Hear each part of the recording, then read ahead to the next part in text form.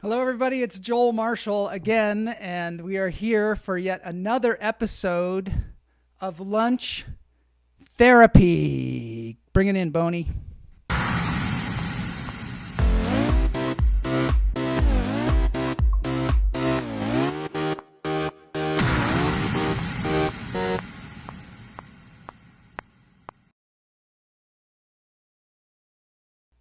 Okay, here we are today. I am so glad to be here, and I'm so glad that you're here. We are streaming today to Instagram as well. Don't ask me how. I have no idea how that's happening, but okay, yeah, here we are today. I think there's some stuff happening here, and I'm so glad that you're here. We are streaming today to Instagram. I gotta fix a technical thing happening here. Don't ask me how. I have no idea how this happens from time to time. I'm going to ignore that. Okay, yeah, anyway, today. So I am here, and I am having a technical thing, but I am turning that off. And I got to fix a technical thing. Sometimes when you're running your own show, weird stuff happens, and you're like, "What is happening here?" From time to time. And that's what's happening right now. And I think I might have solved it. Just a sec. All right, that was a disaster. Okay, so now let's get on with the show. I'm Joel Marshall, and I'm freaking Neil out. Neil Phillip is here. He's very excited. I'm not sure what's going on with the whole technical thing. It's like a nightmare. I'm totally... some people are stoned. Some people are not. There's weird audio things going on. It's cool, though. It's cool. This is an exercise in chilling out and fixing a couple of different things, and then we will be okay. I'm going to do this here. I'm going to take the time. I'm going to take the time to fix this. And there we go. Is everybody okay? I'm okay. I guess it's the pressure of streaming out to Instagram that's really gotten to me. But thank God that we're going to do our breathing exercises. Whew, I'm so glad that we're going to do that. So let's just take a minute, and we're going to feel our feet on the floor. And we're going to take in a breath. And we're going to hold it.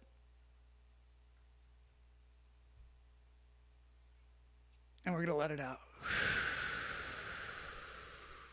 Yeah, everybody's going to be okay. Everybody's going to be fine. Thank you, Neil Phillip. We're going to take in another deep breath. We're going to hold it. And we're going to let it out. I'm feeling better already.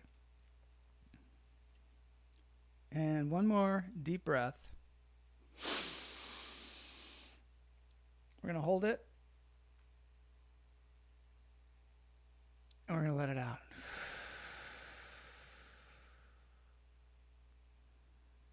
Oh, yeah. That's so right on, Joel. That is so right on. I feel so much better. Yeah, what the hell is all this breathing shit? You know, what we're doing is we're taking a break from society and what's going on in the world, and you know, we're not saying things are not important that you hear in the news. Obviously, it's very important that we hunker down and we stay safe, and we're going to just let our brains relax from that right now. We're going to take a little time and just feel a little bit better. I know I was stressed out at the beginning of the show, but I have something to really calm us down now, and that is a video that features some of the greatest workers you've ever seen. So let's dive right in.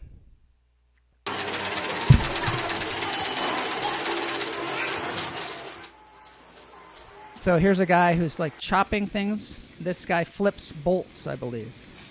I mean, that's pretty fantastic, that guy. Look at him. All day long, just flipping those bolts. I wonder... Oh, okay, this guy, he sets a table. He has a very interesting way of setting a table. I don't know what that carousel thing is, but he's got a lot of different techniques. I don't have one of those. I don't know if you guys in the chat room have one of those big glass Lazy Susans. But if you do, I think you can try it at home. I think you can try this kind of stuff at home. I don't think it's that dangerous. The plates would probably just go flying. You wouldn't want your kids like standing around the table when you did this, especially the first time. This goes on. It's a Lazy Susan. Exactly. That's what it is. A Lazy Susan. But this guy is he's like a master of the Lazy Susan. Then we have this guy. Look at that. That's some flying cheese if I ever saw some. That's got to be relaxing and satisfying, right? For all you OCDers out there, this kind of stuff I know really makes you just relax and feel good. And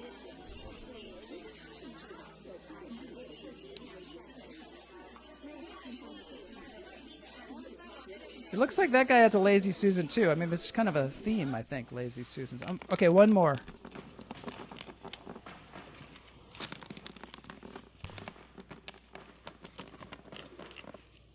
Wow.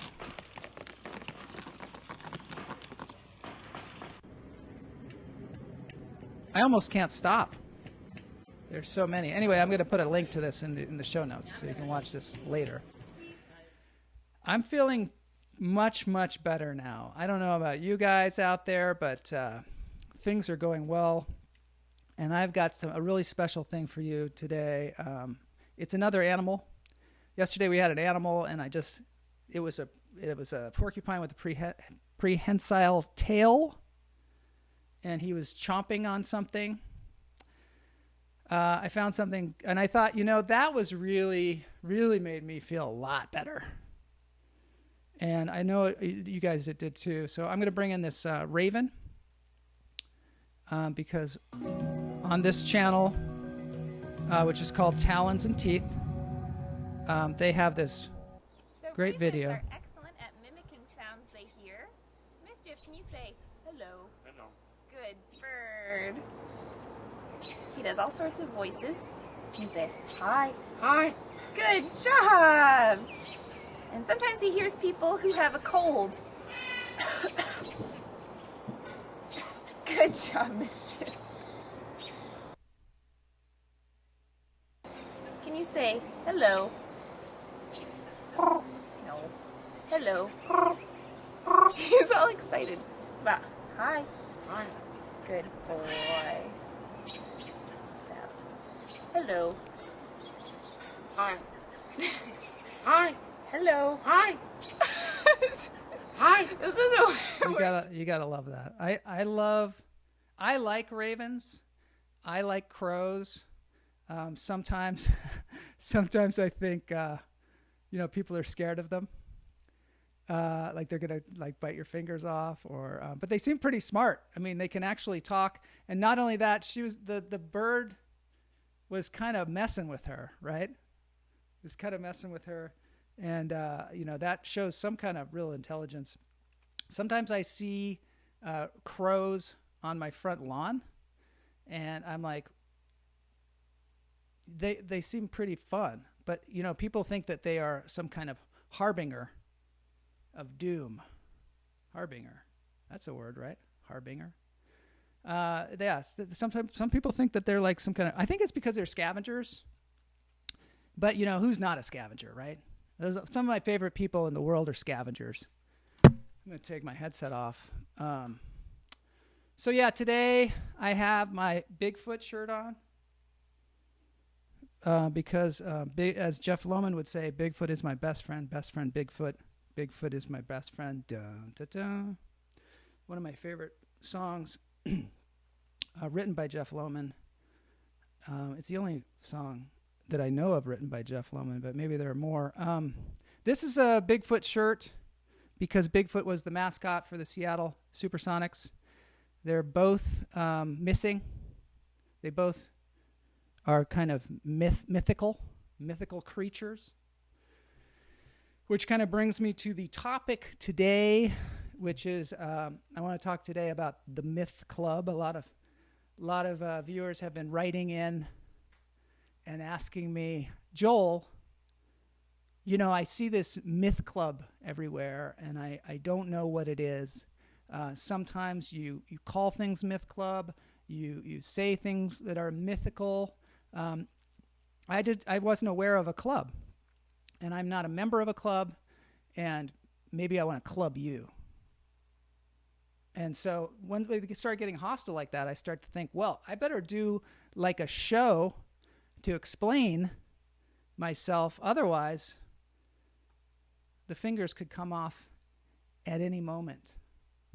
Because the internet, they can just turn on you at any second. So you got to keep them happy. You got to feed the machine, So today we're going to talk about the MythClub.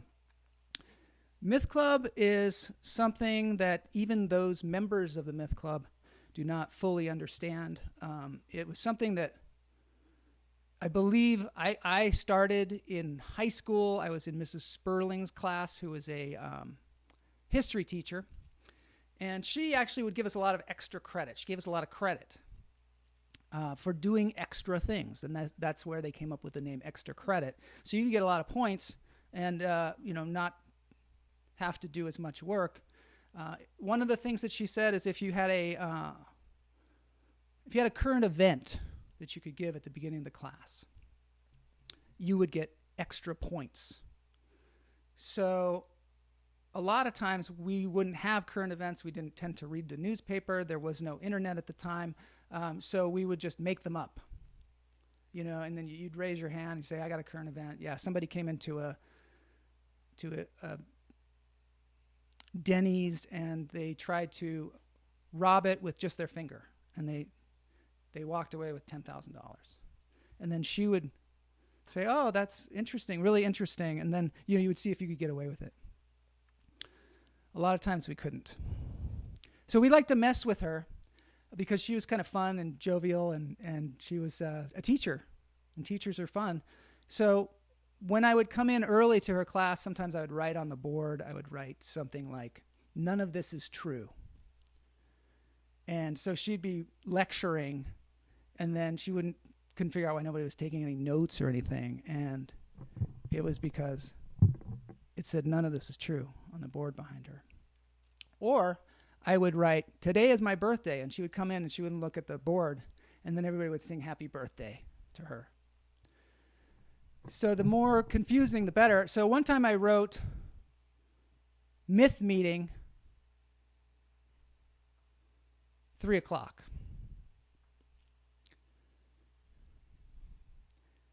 They're getting rowdy in the Twitch room. They're getting rowdy. I love it. Yeah, so I wrote myth meeting 3:00. And much to my surprise, at 3:00 in that room, all kinds of people showed up. I think, John Spazzato showed up, and Matt Latimer, and Jeff Lowman, and Trevor Stewart. There's all these people that were there for the myth meeting. And so we continued to have these meetings, and we decided to form a club. We formed an actual club called the MythClub, and we decided that it was sort of the anti-click. It was a group that you could join. Anybody could join, but it was mainly for people that were not cool.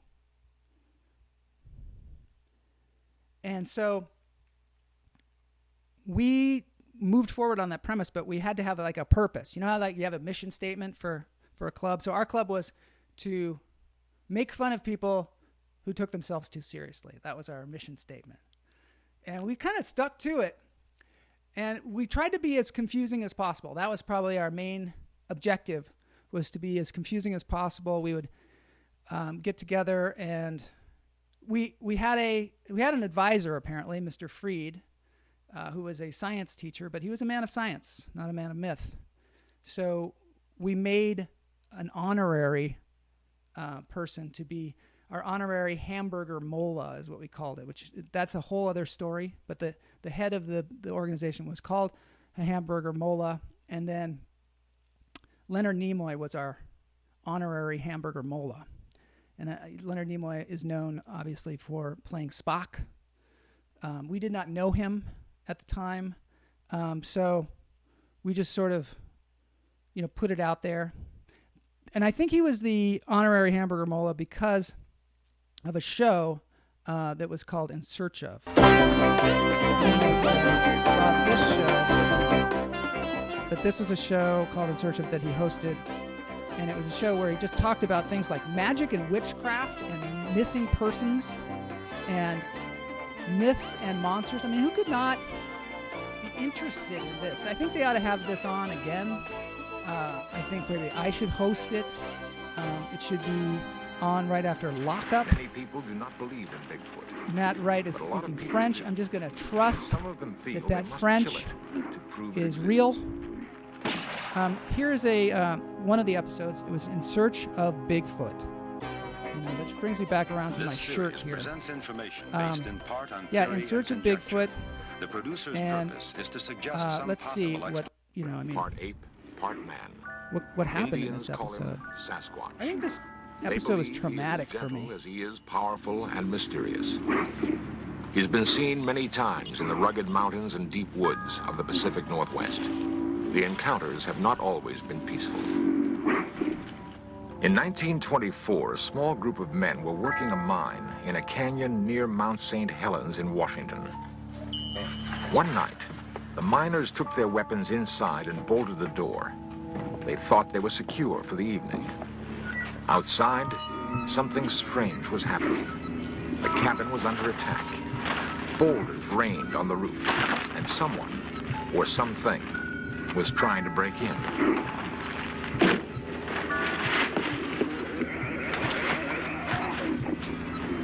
The miners later described their attackers as large, hairy apes. The siege lasted several hours. I mean, it's no wonder that I couldn't sleep at night. It's no wonder. I mean, all that going on with the serial killers and then that. I mean, I remember actually, before I would go to sleep at night, I would think of some way that I was going to die. I would always think of a different way that I was going to die because I figured if I expected it, then perhaps it would not happen. I don't know. This is some kind of weird reverse psychology that I had as a child. If I expected it, it wouldn't happen. So I would try and think of something different every night. I don't know. Maybe that's a disorder, I think. But the Leonard Nimoy was like an idol. Steel, we're far removed from the Indian lore of Bigfoot. It's hard to imagine any corner of our crowded world where a giant man-like creature could roam free. Yet there's persuasive evidence that Bigfoot is real, and that urban man may be close to his honorary first meeting hamburger with this mullah living of the legend. MythClub. I actually did meet him. We did our podcast. Picture here somewhere of that. I don't know where it is.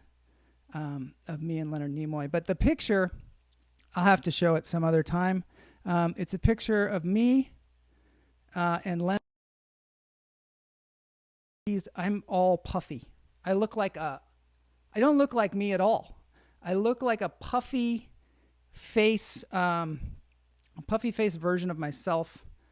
You wouldn't even recognize it, I don't think. I don't think you would even recognize it if you saw it. Perhaps I will see if I can call it up. It is the weirdest picture. I think, if there it is. Yeah, I found it. This is a kind of on-the-fly kind of experience today. So yeah, there's me on the right. See how I'm all kind of puffy and kind of red? And I think I was so nervous meeting, the celebrity hamburger mullah that I just got like kind of swelled up like I don't know. And then my haircut, I mean, it looks like Matt Wright's, quarantine haircut.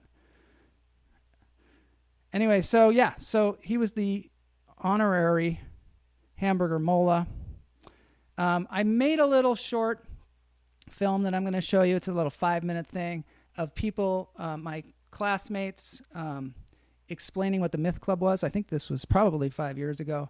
But, I think they'll be able to help you understand a little bit more. Here we go.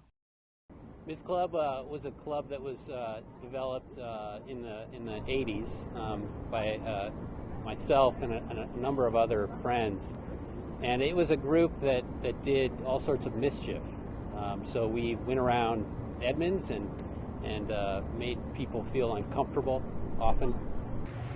The MythClub originated in 1984, and it was mainly the focus was on confusing people. Made people feel uncomfortable often. And we would sit for hours at Denny's and do nothing but order nothing but water and napkins and hide our silverware in the seats. Why would you do that? We thought it was our duty to sort of inject Edmonds, which could be considered a kind of boring town, but inject it with a bit of mischief and upset the order of the city. Todd, did you have a position at the MythClub? I did, Yeah. but I can't remember what it was. Board, high school youth. Another thing we used to do was at games, basketball games, particular for some reason girls' basketball games, we would clap. We'd pick one girl, and every time she got the ball, we'd clap really loud. And it confused her and usually made her make a mistake, a horrible mistake, sometimes even losing the game to the other team. Well, there was a esprit de corps and a certain ROTC type program that we did have in MythClub, and I was designated as the transportation coordinator. And I also wrote up the minutes for the clandestine meetings. I think we thought we were pretty cool, yeah. Were you cool? No, probably not. I believe that the statute of limitations for property damage has expired, but I did do some property damage in Denny's of breaking styrofoam beams near the Mother Butler pies. Was there another name for the Mother Butler pies, perhaps? The colloquial is the Mother pies. Do you think they built the Mother Butler pies display because you broke that beam? In a way, I did contribute to the remodeling of that Denny's. There's two other things I want to talk about. Motorcycle, and we also created a language. Motorcycle is a word that when uttered, we had to jump into a pile on the ground. Motorcycling is the act of jumping on somebody when they produce the keyword, which is motorcycle. And why would you jump on someone if someone said motorcycle? It was a safety precaution because oftentimes, it really goes without stating, that people will shine flashlights out of the backs of cars, confusing the motorists behind them to think that there's an oncoming motorcycle coming. So if we were ever standing somewhere and somebody said motorcycle, we had to jump on top of each other. It's tough to tell whether it's just a simple mental illness. What was the name of the language? I don't know, but there were words like he would be home, and aglag, and tangdoro. Did you have a language already? Like, why did you need to create an entirely new language? I don't know. Yeah, why did we have to do that? Yes, that's it. Yeah, so we wanted it. I think we were tired of having so many words in the English language. We wanted we wanted the very most basic words that you could utter to communicate, so you didn't have to deal with all this other garbage. So we came up with, a word for him and go and food, the basics, and that's all you really need. The last thing I remember was changing MythClub to Garden Club because we were going to go sort of into hiding as we transitioned into college. But I don't know who remembers the meeting. It was Arctic Circle. It's probably turned me into the man that I am. So all of that, motorcycle, MythClub, face dancing, the language that we developed with words like aglag and he'll be home, that has all caused me to be the man that I am, which is I think a good, proper man.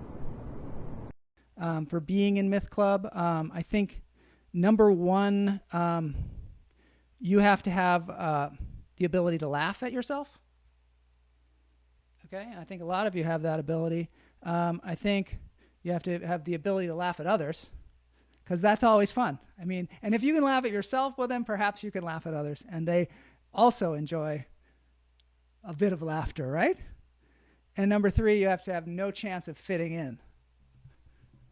So those 3 things, if you feel like you have those attributes, a lot of us do. I invite you to join the Myth Club. You don't have to apply or anything. You could even post it in the comments. Say, hey, I'd like to join the Myth Club. And if we can come up with any kind of symbol, we could perhaps even make some, some merch. Could make some merch. Hopefully, the technical problems today made it much more enjoyable, because I think that's part of the fun of the live streaming, is that you never know what's going to happen. We had an earthquake last night. That could happen during a show. I don't know. It could happen. Hopefully not, because this is not that kind of a show where we worry about outside problems. So continuing on, I would like to show you one more thing, which is Matt Wright mentioned to me how when we were kids, there used to be Canadian television that we could watch. It was one of the things that we watched. And so they had commercials on there that were, they were not what we were used to. I don't know why. There's something about it that is very Canadian. And I'm going to end with a little commercial from there that I found that is dear to my heart. Hopefully you can hear it. When you eat your Smarties, do you eat the red ones last? Do you suck them very slowly or crunch them very fast? Eat that candy-coated chocolate, but tell me when I ask. When you eat your Smarties, do you eat the red ones last? When you eat your Smarties, do you eat the red ones last? Do you suck them very slowly or crunch them very fast? Eat that candy-coated chocolate, but tell me when I ask. When you eat your Smarties, do you eat the red ones last?